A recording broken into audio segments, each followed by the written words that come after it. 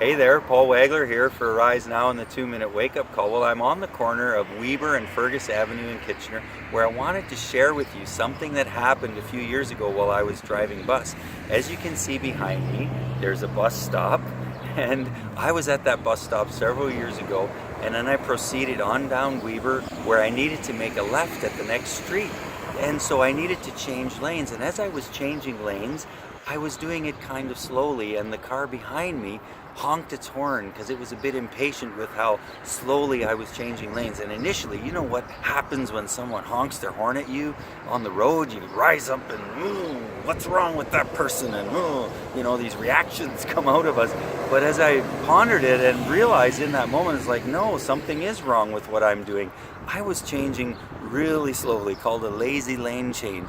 So I quickly moved over and got out of that car's way, but it got me thinking about how we respond to correction, whether it comes from a horn or a friend or someone that is just pointing out an area in our life that needs some work.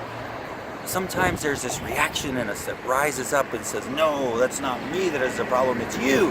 and I encourage us to look inward, to take some time for reflection when those corrections come, so that we can realize some areas that maybe do need some work. You know, it says in Proverbs 15:32, he who heeds correction gains understanding. So if we want to gain the wisdom and understanding that comes from correction, we need to pay attention to it. We need to heed it and address those areas in our lives that God is wanting to bring out that need some work and need some attention. So, something for you to think about, and until we meet again, stay awake and stay alert.